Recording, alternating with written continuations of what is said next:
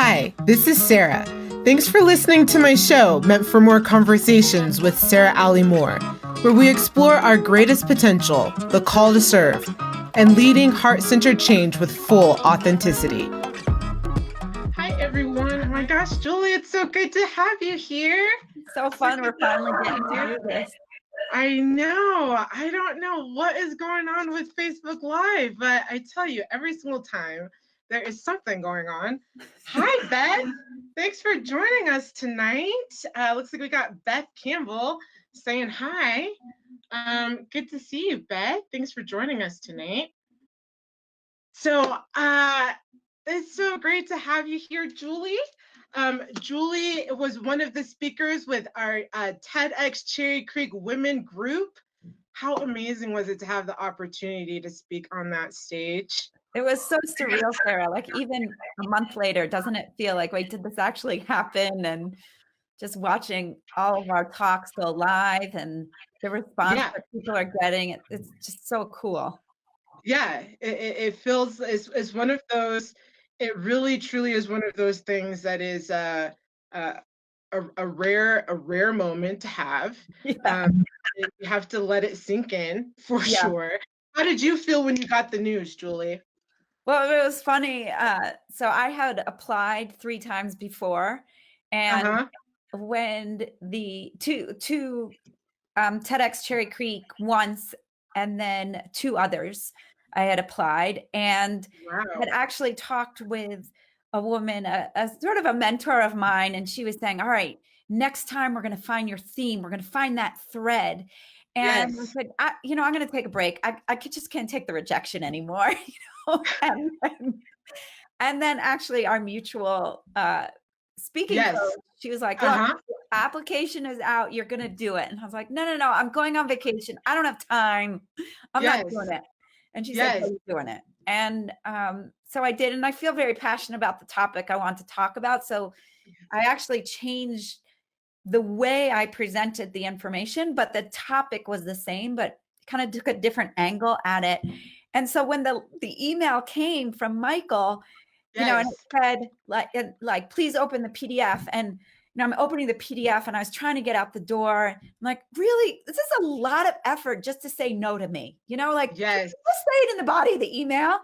So then when I had to reread that first sentence, like, wait, what, they want me now? So, I mean, the excitement, that was unbelievable, because it's been as you and I were talking before, like this has been a goal of mine for 9 years. So to have it finally come through, and especially this year when there was just so much negativity and, crummy stuff going on, it was definitely a good thing to focus on.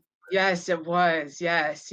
What a transformational opportunity to have, in a transformational kind of year. And amazing. I mean, can I just say, amazing for the perseverance and staying committed and going for it again, and I'm so glad that you're sharing that with people, because everybody needs to hear that. It's like it doesn't matter how many times you get no. If it's what you want to do, keep going for it, because you got the yes, and you were on that stage and you made it happen. So that's amazing. Julie is a executive coach and leadership trainer. Your talk was around the power of language and how we can be more effective in our language, how we need to be thinking about our confidence when we are communicating with people, and how we can grow in our confidence. And Julie, please let the listeners know a little bit about your work and why and how language, why this is a passion of yours, and how you came in to do this work in helping people empower their language. Sure. So I grew up overseas in Europe and Asia, and started elementary school in France and did not speak a word of French at all. And it really started then, the conversations I had with my grandparents, I remember before leaving New York to move to Paris, about, you're going to come home at Christmas and you're going to be able to speak French fluently. And as a 6-year-old, not even understanding what the word fluent meant, but that has stayed with me. That conversation that we repeatedly had really stuck with me. So it really started there. But then as a professional, starting my career, working at Harvard University, which in the fundraising department, it was heavily female oriented, but the leadership was all men. I happened to work for a phenomenal guy who was one of the senior leaders in the development group. And he was very empowering and wanted to bring women up. And I started to notice how, this has happened to so many of us, in a big conference room, the men would all sit at the big table and the women would kind of fill in around the edges. And not even realizing that they were putting themselves in this one down position, right? And then when they would speak, it was, well, he has the relationship, I don't, or, John's the one who's golfed with him, and not taking credit for their work. And then of course people were going to gladly take the credit if it was being offered to them. And it really sunk in with me that something wasn't right. And I didn't know at the time what it was, as I do now, and I hear it now. And when I started my leadership development consulting practice and coaching practice almost a decade ago, I started paying attention to what were women doing to get in their own way. What was happening that all these women were just not being recognized for their strengths or their abilities. And I was seeing them as these powerhouses, but they weren't being recognized that way. And it hit me pretty hard when I started recognizing. It started with a colleague of mine, and we had been hired by another consultant to do some work, and we were in a strategy meeting, and every time she opened her mouth, it was putting herself down, or I'm not an expert, or you know better than I do, or sorry for the interruption. And I was in disbelief because I looked to this woman as the expert. Right. And then really started hearing it everywhere. And that has been the focus of my work, and a lot of the challenges that my clients have with, sometimes they recognize right away and sometimes they don't, is really around communication. And I've talked to them about powerful language, and the language that they use that sabotages their career, doesn't allow them to influence people around them. We're constantly influencing people, right? Whether we're in sales or not, we're trying to get people on board. I joke around, I have 2 teenage kids at home. I'm influencing, or trying to, all day, every day. Right. Do the dishwasher and take out the garbage, right? So I really have to ask that every Tuesday. But anyway, picking up on this, this is something that's getting in the way and that people aren't recognizing it. And I thought it was just with women. But in fact, probably 5 or 6 years ago, I did a talk for a pretty large company, and it was a webinar, and they initially invited their women to come have this conversation about powerful language. And word got out, and a lot of the men were saying, hey, could we join in? This is an issue I have too. And next thing we knew, there were 1,900 people from around the world coming for this webinar, a live conversation. And I realized this really is a conversation across the board, from gender, different industries. I have a very, very close friend who is a naval officer pretty high up, and he said this is something that's important for him as well. So yeah, it's something we all need to pay attention to. People do tell me after they hear me talk, or now since they've watched the TED Talk, that they don't want to speak in front of me anymore. I believe it. I believe it. I watched it and I was like, I'm gonna interview her. Okay, all right. No speaking, Sarah. Yeah, no judgments though. No judgments at all. Right. Yeah. It's okay. I'm fully in my authenticity. I'm going to be completely honest, and I will own up to the fact that sometimes I have to catch myself when my language and communication can be weak. But the whole point is to be self-aware. Exactly. And to grow from it, and to recognize that confidence is something that we can build. And that's really what I took from your talk, which is why it was so motivating, and why it had that lasting impact. I love that it is such it is a topic that transcends. It's impactful and meaningful to every single person who listens to it. I have to say, when it comes to leadership, you know,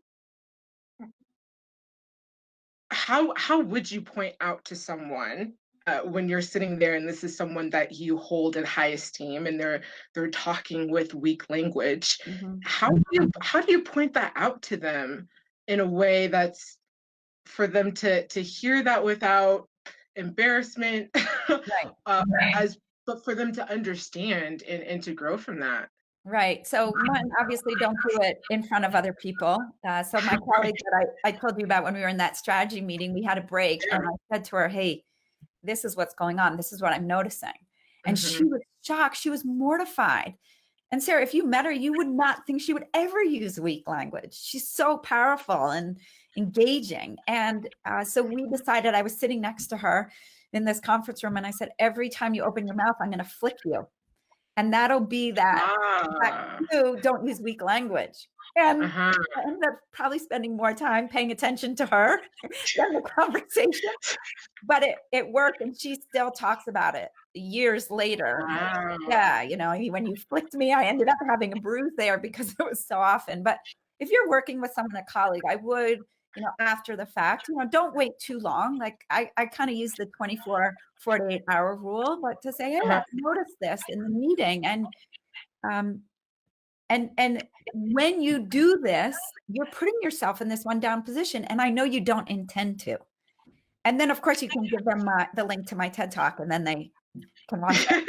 That's a resource. But if you deliver that feedback with the sense of, you know, I'm invested in you, and here's a little golden nugget, most people don't recognize that they're doing it. Right. And the other thing that I have loved and shared with a lot of people, it's a minute and a half, if that, Pantene commercial from years ago. And if you go to YouTube and type in sorry, not sorry, it'll come up. And it shows sort of the first half is all the ways women apologize. Like in a waiting room, and you have your elbows out, you know, on the armrest or on a plane, and then someone sits down and nudges your arm out of the way, and the women apologize for that.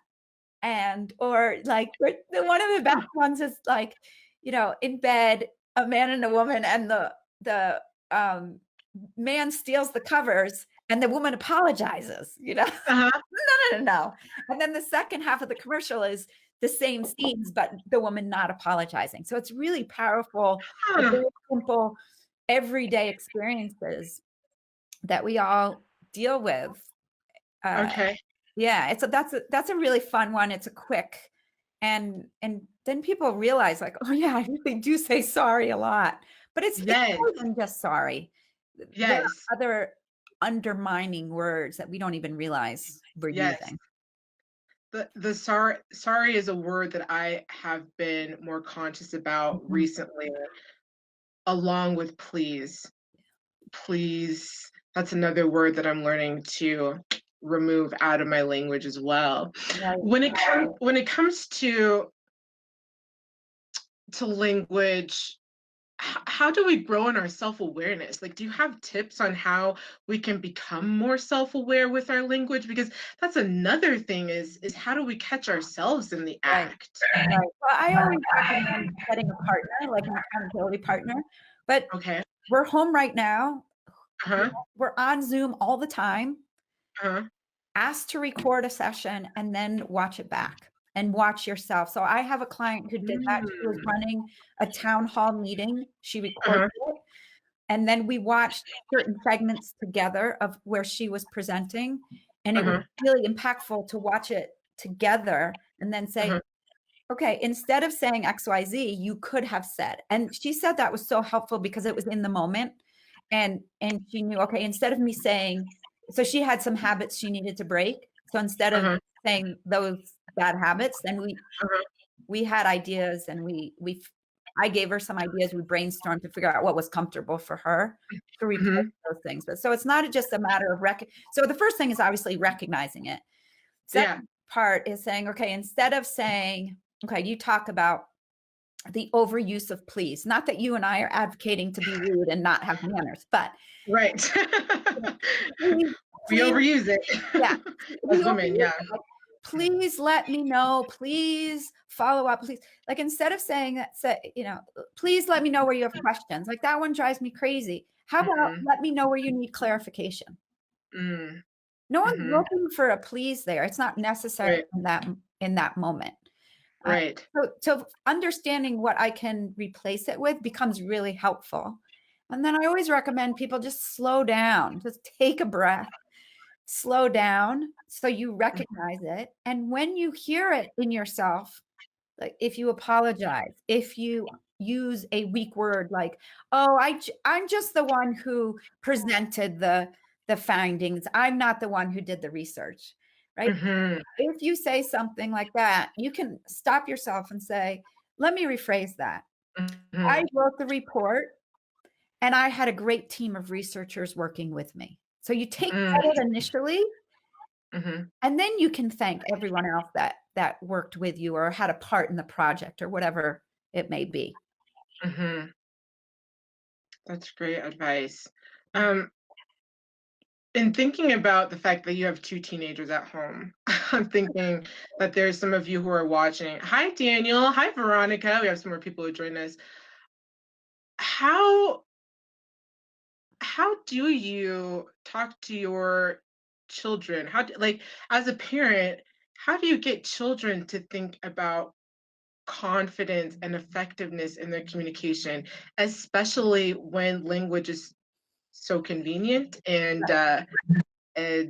these acronyms and VR and OWMW.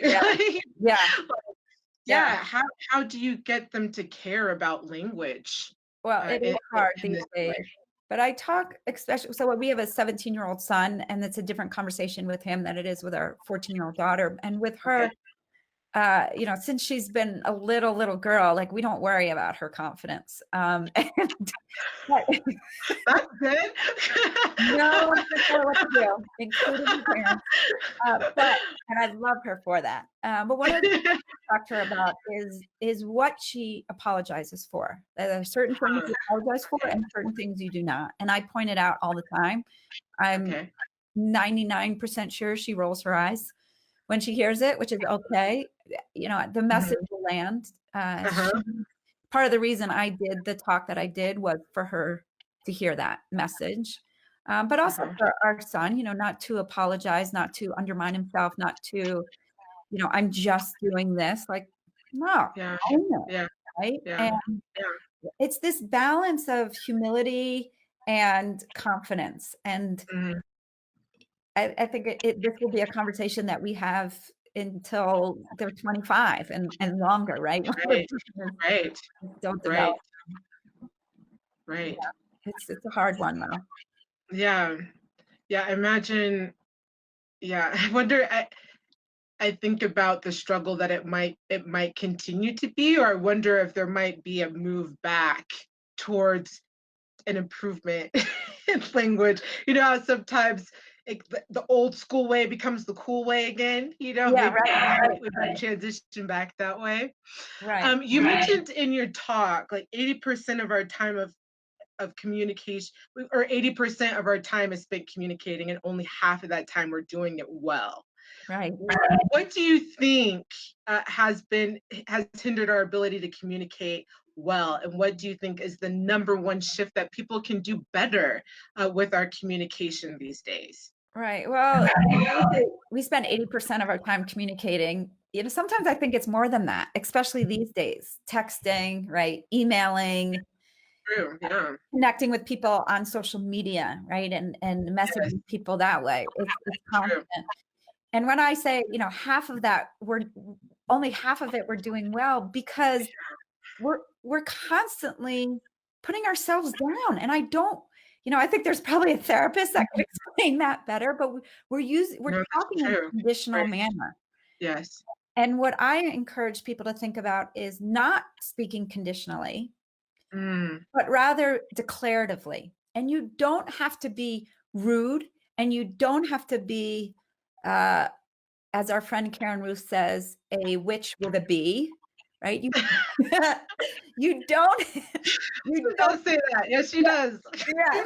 You can really pay attention to your tone and see how you're doing it, but paying attention, again, slowing down and noticing, like, oh, when I'm around this person, or when I'm talking about this subject, I tend to use weak language. That's one of the first things I'll walk through with my clients, is understanding what are the triggers, what are the situations, who are the people, the circumstances that exist that cause you to use weak language. So, be perfectly honest, I started my career in Boston and working at Harvard University, as we talked about. And one of my first business trips was from Boston to New York. I was very excited. I took the shuttle. I thought I was so cool. And I went to go meet with one of the alums. He worked at a hedge fund. I had done my homework. I had researched. I had really tried to understand, what does this guy do on a daily basis? Yeah. And I got in and we were talking, and he was telling about his college experience, and we really connected. And then he started talking about his work, and it was just right over my head, Sarah. I just did not get what he was talking about. And I started, instead of saying, can you explain that to me, or tell me more about that, which is what I would say now, but 25 years ago, it's a different story. I just totally threw myself under the bus. And I have now realized, when I'm talking hedge fund managers, private equity, venture capitalists, anyone in that space, I have to prepare so much more than when I'm talking to people in other industries. So that's something that I've learned about for myself. And because it's an industry that I understand, on the surface what they do, but how they spend their time and their day, it's something that and it's a lot easier now with Google to do that research. But that's something that I know for me, being really prepared makes me confident, so that I can speak with conviction, so that I can use powerful language. I can influence people around me. Right. When it comes to the preparation piece,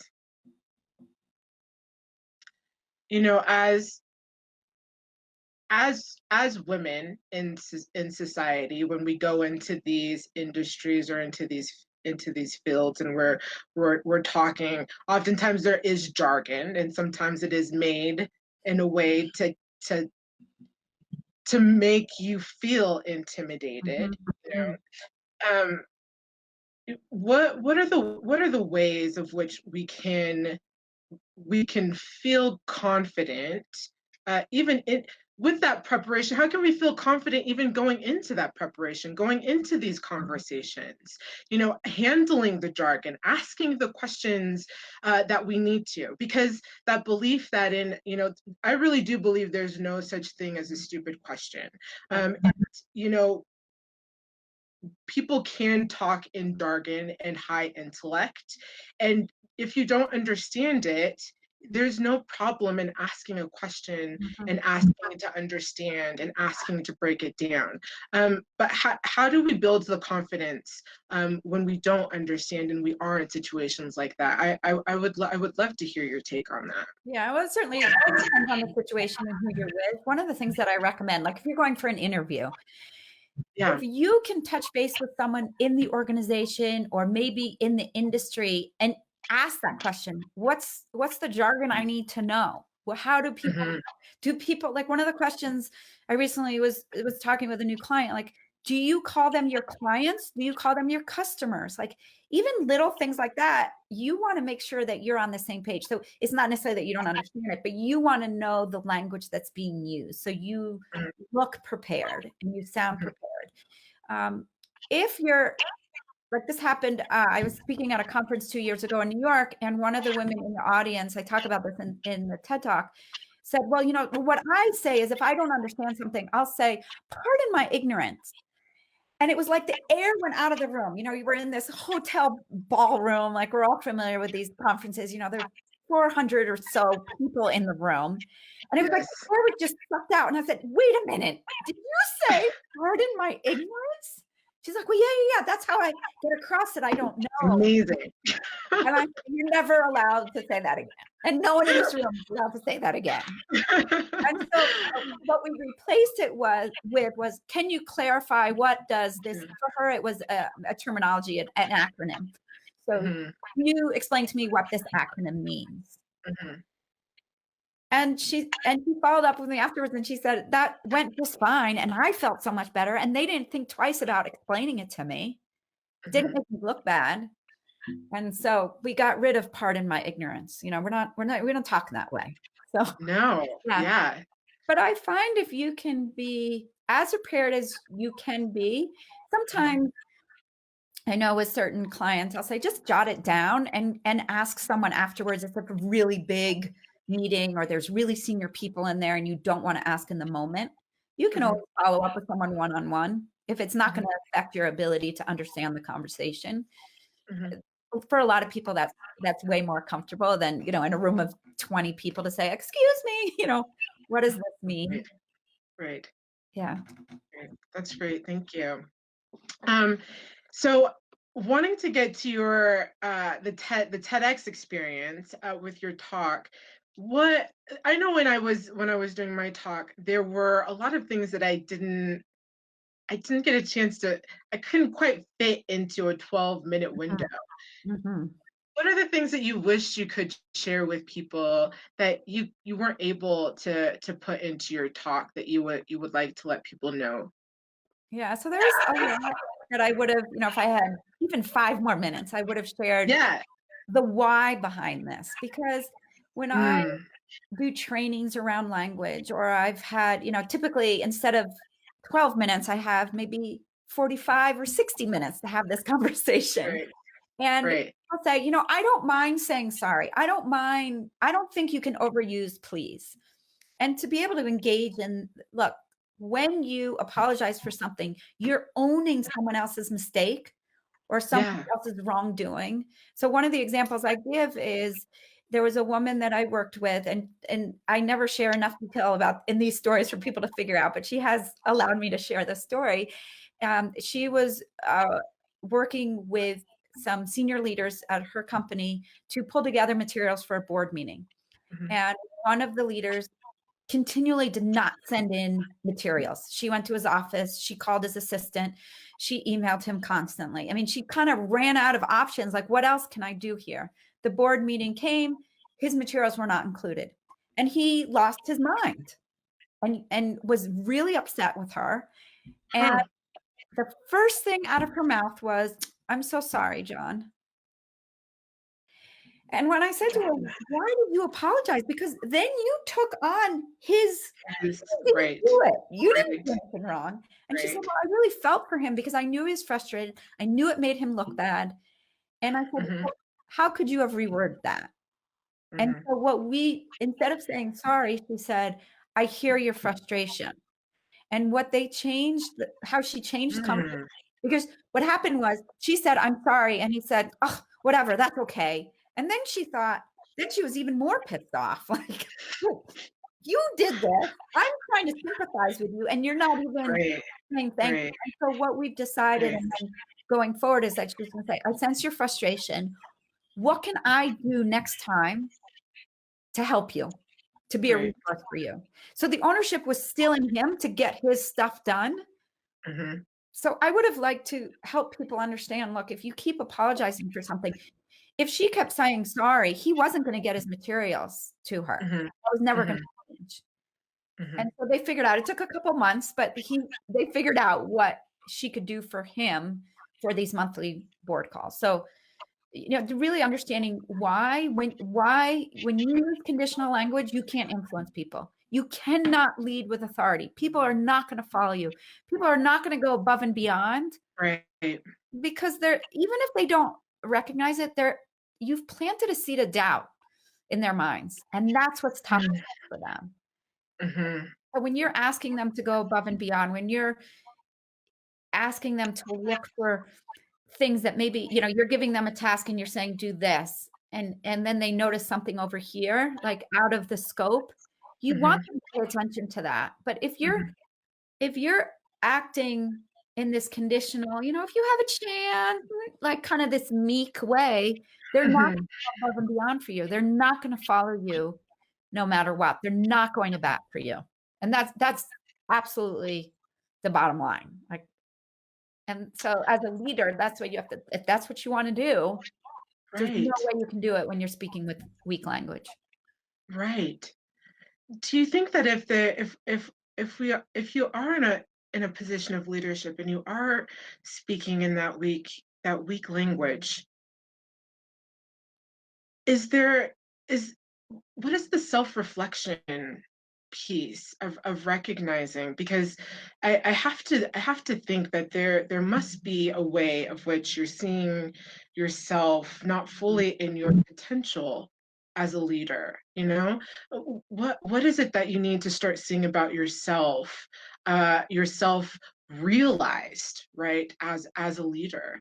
And what would you say is the first step in really sitting in the seat of that realization of yourself as a leader, if you are using that weak language, because it is telling that there's something that's not in alignment. Yeah, and that is that we all have that inner critic in our heads. And what is that voice telling you? And I like to make the distinction between what's the truth and what's the BS, right? What's the lie? So I think sometimes people say to me, well, I've never done this before. True, that's the truth.